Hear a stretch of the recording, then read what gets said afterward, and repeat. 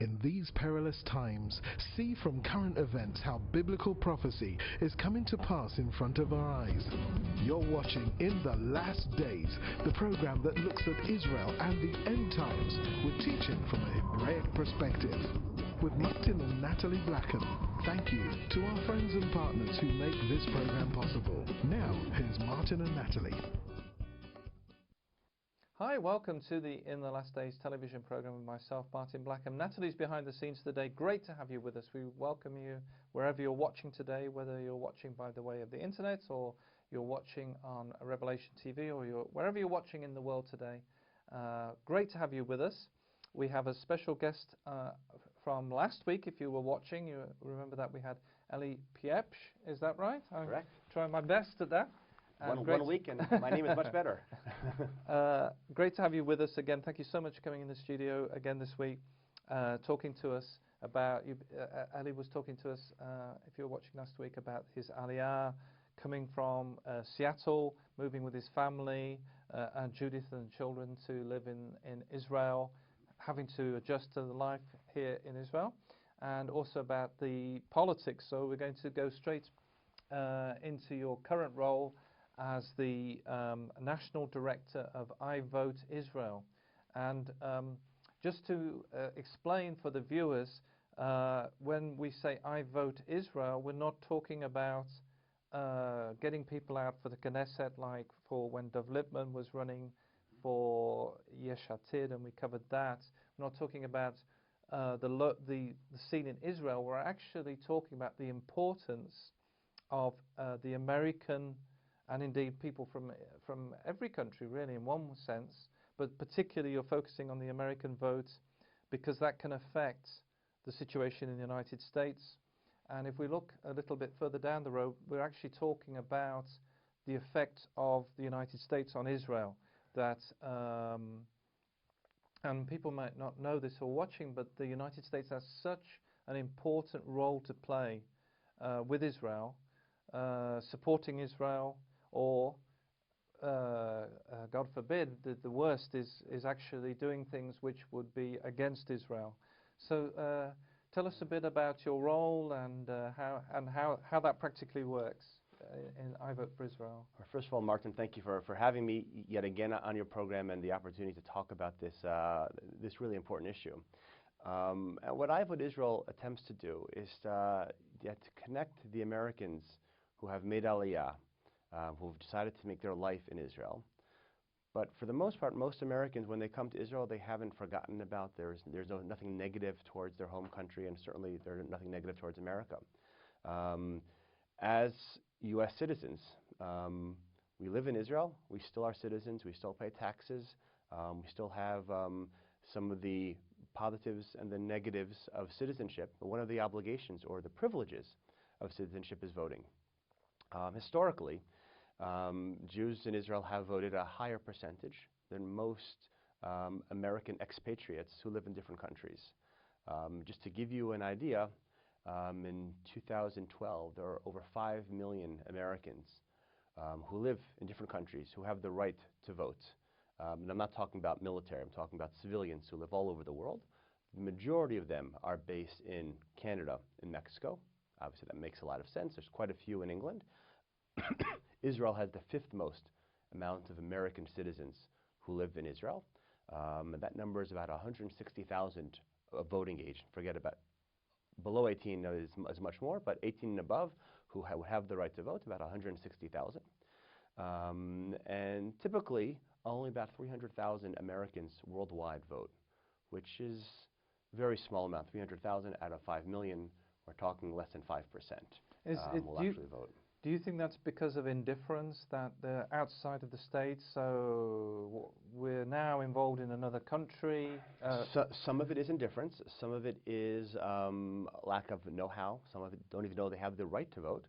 But that it's difficult. That I mean, even for us, thinking of how we would vote in the UK election from Israel. Do we have to drive to Tel Aviv and queue outside the embassy with our passport and hope for the best? Or how do they know? How does your country know where you are? Where do you vote? In Israel, you don't vote geographically; you vote but in America, you vote on a geographic basis, and in England as well. There's some geographic votes that if you are now living in Israel, where do you vote? Where does your vote count? So there's some technical things that need to get done. But when we're talking about the rest of the world and their relationship with voting back in their home country, in particular voting in America, there are many times when people leave America and their focus isn't as much the country they're going to as it is to leave America. And that's unfortunate. Every country has that. When it comes to the relationship between America and Israel, there are very, very few Americans who are moving to Israel because of something negative from America, and I would imagine the same thing would apply to England and many other countries. Most Jews who are making Aliyah are not making Aliyah because their country is their home country has been problematic, has been aggressive, has been anti-Semitic. It's because there's something special about being in Israel. There's something unique about the Jewish people returning to their homeland. As a result, the ability and the interest of staying connected with your home country, particularly for Americans, staying connected back with their home country, is significant. Many of us, if not most of us, have left our family back in the States, left our close friends, the communities that we grew up with. Our ability to want to impact them for the better is very beneficial. Frankly, many of us still either work part-time in the States, have business, have interests in the States. We're tied to the economy there. Many of us still have homes in the States, so the real estate market is very significant to us. So our ability to have a say is significant. But beyond that, there obviously is the political component. And anything that has a power for good, as you mentioned earlier, has a power for bad. Right now, America has a very strong role and it has a lot of influence when it comes to life both in Israel and the greater Middle East. And our ability here in Israel to impact that, not just from our immediate votes, but from the message when it gets back to the States, this is how American Jews in Israel are voting. And we've had a lot of times where Americans who lived, say, in California, voted a certain way, had certain priorities which were guiding their votes. But when they've come to Israel, certain things are no longer those priorities. Those priorities fall aside, and now their focus is much more on America's influence on Israel. And when people can share those personal examples with their communities, with their family members back home, and say, you know what, we agreed on politics when we lived next door to each other, lived around the corner, we went to the same Jewish community center. But now that I'm in Israel, I have a very different perspective, and I don't think you realize how impactful and Israel should. That's the sort of message that can be very significant, not just for the Jewish community, but frankly for the Christian community in America as well. When you see the amount of Americans who are voting, and part of it is potentially who they're voting for, but even more so, it is just the volume of votes coming from Israel. And 2012 was the first year that we were really functioning as a proper organization. And we saw the votes in Israel increase by over 400%. Frankly, there's never been anything like that in terms of voting. And in fact, Israel, which, as you know, you can see the map of the world, how small Israel is in comparison to the rest of the world. 1 out of every 4 votes in the U.S. elections that came outside of America, so Canada, Mexico, the UK, Japan, 1 out of every 4 votes came from Israel. Wow. That again is yet another level of the connection. It's just another facet of the relationship between America and Israel. There was known that America and Israel share a common Judeo-Christian ethic. Has a lot of moral commonality. There's a strategic connection. Certainly our elected officials have always been very bonded, very connected. The amount of congressmen, even President Obama came to Israel, that traveled to Israel on a regular basis is remarkable. But now that we see that's not just at the higher levels, it's even at the grassroots level. And frankly, when you see the grassroots, when you see people who are actually voting, and not just talking, not just answering a poll, but literally going ahead and casting a ballot, when you see that, now the rest makes sense. When people are voting at this level, when they're that engaged and they're that informed, it makes sense why elected officials pay that kind of attention. And I think that was something remarkable. It was, frankly, a privilege to be associated with. And I look forward to being able to be more involved in future elections.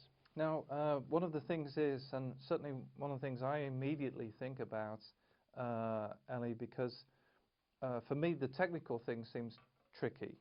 I don't know, and it may be that there are viewers who are even Jewish who would be interested from the States or watching and be interested in this, is that technically, is it difficult living in Israel? Do they have to go to the American embassy in Tel Aviv, or do they have to go to Jerusalem to the consulate, or how can they, and when they get there, how do they vote? Do they have like a list, Democrat, Republican, or do they choose the, is there like a list of names, McCain and or Correct. Obama or Romney, or so how technically is it, and do they have to go with their passport? Or? Great question. And actually, I'll give you an answer in a typical Jewish fashion with a parable. If anybody who watched last week's heard about my story about making Aliyah. What I didn't say is that had there not been the organization called Nefesh B'Nefesh, I probably would have been too intimidated to do so. It wasn't that Nefesh B'Nefesh, frankly, did so much. Largely, it was they were a safety net. They had a great website where I was able to get all the information that I needed to see, yeah, I can do it. And if something went wrong, I knew there was someone I can call and contact and says, hey, help me. I don't know what to do over here. And they passed me through this. They've helped thousands, tens of thousands of Jews make Aliyah. They've seen all the problems. They've seen all the wonderful things. They've had the honor of running that for years. And they've also been able to help so many people. And they've got so much, haven't they? Because I've noticed with Nefesh B'Nefesh, they have forums, they have businesses, they have, they recommend, they have Nefesh B'Nefesh kind of pages on what goes, if this goes wrong, or, Exactly. telephone service, for example, telephone services in Israel, Mm-hmm. how to get with established. Bezek. It's just very simple, nothing glamorous, but things that when you are making Aliyah and you're here your first few days and you don't know how to turn the faucet on, it's like, oh, thank God there's somebody here who can walk me through this and has a YouTube video on how to turn on the faucets in Israel or something. The faucets in Israel are very easy to understand, very intuitive, but something along those lines. We built Avodah Israel to be something very, very similar, making voting accessible. Because as you pointed out, the questions you raised, do you need your passport? Where do you hand it in? Who do you vote for? Is exactly the question that everybody had. And generally, that was enough of an obstacle where I said, you know what, I'm just one vote. I'm not going to bother voting. What's the point? And I could understand that feeling. We created Avodah Israel to have an easy website. And you brought the box we in have a today box to the just studio. where people would fill out a ballot and put it right in like so. This one is a sample one. But the point was that if we could just demonstrate how easy it is, and frankly, all it requires is you're registered to vote before in America before you made Aliyah. Or frankly, if my children, who are now younger than 18, when they turn 18, they will be able to vote in the U.S. for eternity. So they have to do that in the States? They Nope. can't? They don't have to do that in the States. They're registered already as my child, and as a U.S. citizen, they have the right to vote. What they have to do from here, and they have to fill out a very simple form. Your name, address that you had in America, or the last address you had in America, your address here in the U.S. in Israel. You have to sign saying that you are over 18 and that everything you put in there is accurate, and say that you're requesting that your ballot be mailed to you in Israel. That's all it is. But you have to do that every single year.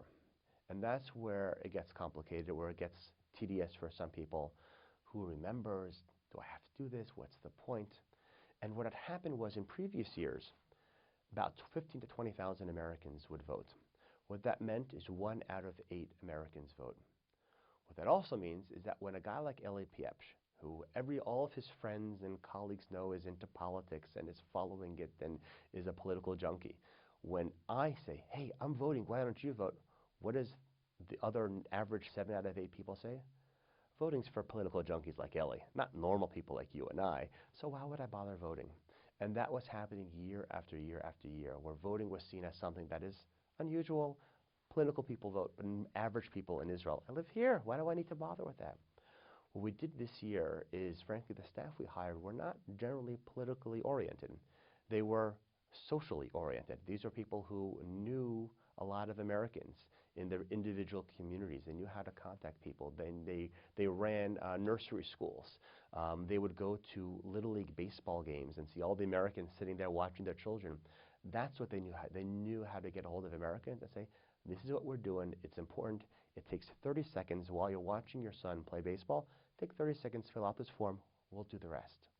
And then your ballot comes to you in the mail. We'll deliver these boxes to your communities, to central locations, to pizza shops. And we did all sorts of events. We got publicity, and people found it very easy to fill out their form. And can they do that on your website as well? They can do some of it on the website. It gets complicated because in order to ensure security, they need, the U.S. government requires an actual signature, not a scanned signature. And I imagine that will change at a certain time, and there are already some states which are changing the laws to make it easier for those of us who live abroad to just scan in a signature. However, America needs to make sure the integrity of the ballots, and certainly the worst thing that can happen is for there to be a concern that those of us who are voting from abroad, voting absentee as it's called, that there's something not legitimate about these votes.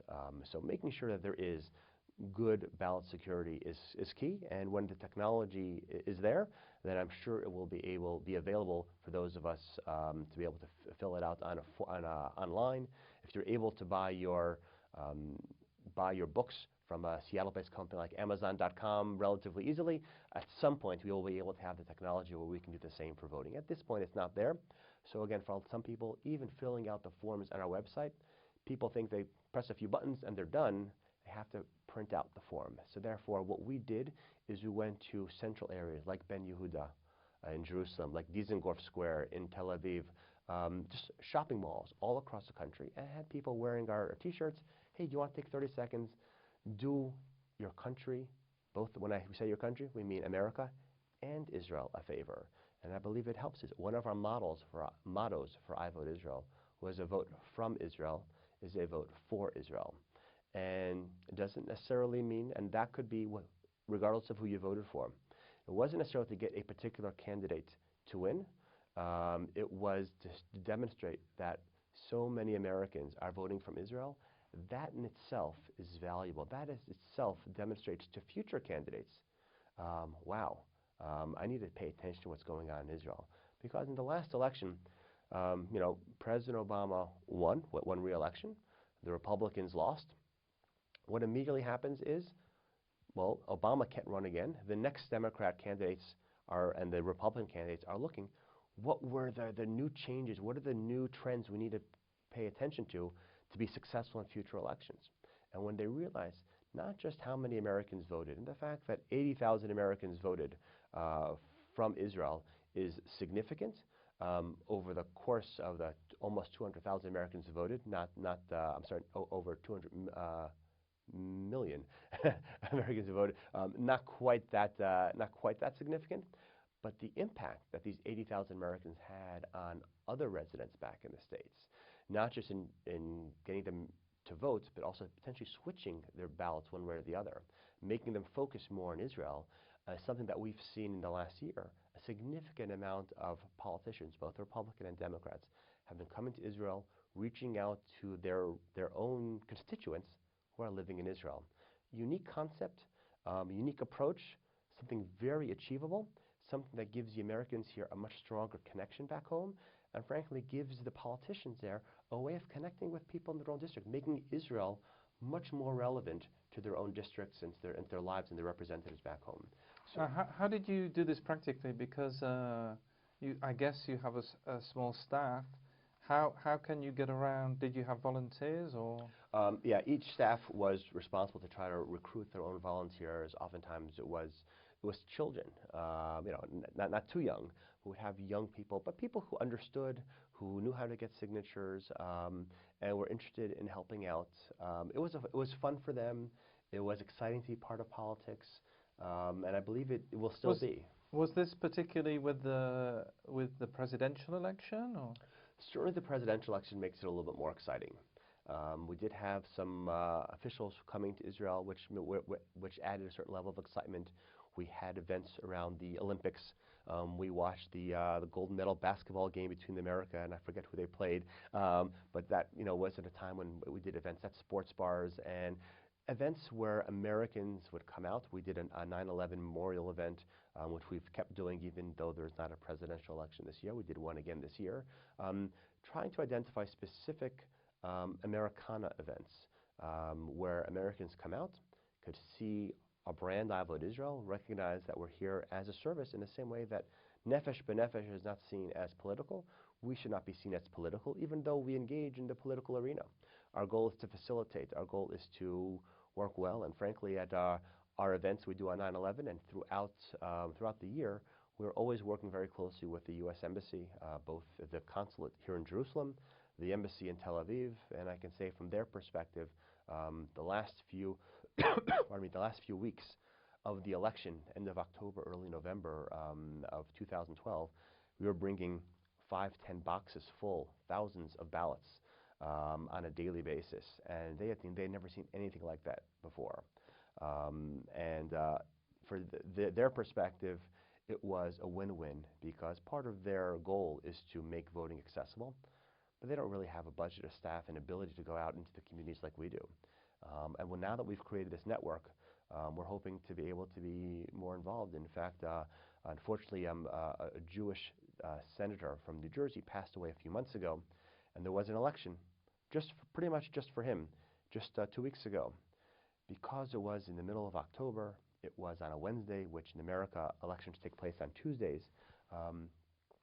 There was a very low turnout. In fact, about 24% of the registered voters voted, which is very low.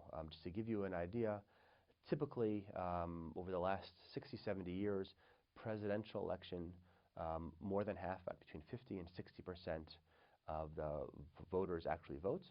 And in an off-year election where it's just Congress, which are even years, about 35 to 38, 39% of the potential voters vote. This particular election, 24% voted in New Jersey.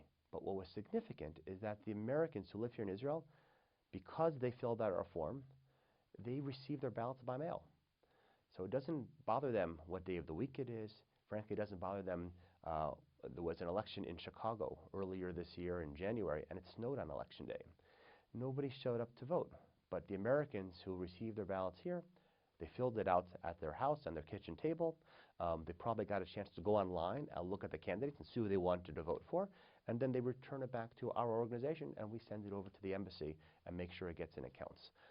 So the ease of voting is so much better here in Israel, and our hope and our prayer is that it should continue that way, and that the Americans here will start getting used to voting all the time. And once the culture changes, the attitude's going to change when it comes to voting, it will be a tremendous benefit both to the United States as they get more voter participation, and to Israel as their citizens are being able to impact in a legal, appropriate fashion politicians in the States. And it's interesting because maybe you watching at home don't know about this, but Florida, I remember there was the election for Bush and Gore. Yeah. And it went to stalemate, which I don't really Correct. understand about that, but it actually stood still. Correct. And I think, from memory, it was Florida, Correct. and maybe even the Jewish community in Florida, maybe, I don't know about that, but it was definitely Florida that affected the whole of the presidential election. So I want to direct you and encourage you to look at a very cute animated video we have on our website which addresses this exact issue, where in 2000, the presidential election between President George Bush and at that point Vice President Al Gore came down. It's complicated, but it came down to the election in the state of Florida, and the state of Florida ended up coming down to just 521 votes. And I don't know if your viewers know, but the state of Florida is a state where a lot of American Jews often retire. And as a result, there are many American Jews who also live in Israel who made Aliyah from Florida. There are about 12,000 Americans who live in Israel who have the right to vote from Florida. In that 2000 election, where the difference was 520 votes. Do you know how many American Jews from Florida actually voted? 79. It was less than 100 votes of American Jews voted. And I think that obviously was a case that had more American Jews voted for Vice President Al Gore, history would have been different. We would have had a different president probably for 8 years. The response by America on the war of terror after 9/11 would have been radically different. And frankly, had it been the other way, had thousands of more Jews voted for George W. Bush, and it would not have been as close, it wouldn't have been as controversial, it would have changed the attitude of America. People don't remember that prior to 9/11, it was just a few months earlier, that President Bush became president, and there was so much controversy about that election. The entire country, the entire American country was very divided. With 9/11 under attack, the country united. But had it not been, had President Bush not had 9 months of just divisiveness and attacks on his credibility, life could have been very different. So that was one particular election. But even in 2010, there was nothing specific like that in 2012. But in 2010, the closest election in the country was in New York, so Long Island, so a very Jewish area of New York. And it came down to just a couple hundred votes. And obviously there are many, many Jews there, and many of them did not vote. And again, that could be the difference of who wins elections. Each vote counts, whether you're in America, you're in Israel, or in England. Every vote counts, and everybody should be encouraged to vote. It's a way to bond with your fellow countrymen. It's a way to express your gratitude for your country and patriotism and responsibility of citizenship. It's been great to be with you today. Remember, you can always email us at info@inthelastdays.com. We love to receive your emails, and we'll be reading them out on the program. And remember to visit the website, www.inthelastdays.com. And remember, we're living in the last days. You've been watching In the Last Days, a TV program with Martin and Natalie Blackham, the program that looks at Israel and the end times with teaching from a Hebraic perspective. If you would like to financially support the program or find out about conferences, meetings, or ministry products, then please contact us with the details on your screen. Visit our easy-to-use website at www.inthelastdays.com and register for our free e-newsletter. Get the latest news from Israel, product information, online video teaching, or watch today's TV program at a time that's convenient to you. Thank you again, friends and partners, for making this program possible. See you same time, same station for the next program from In the Last Days.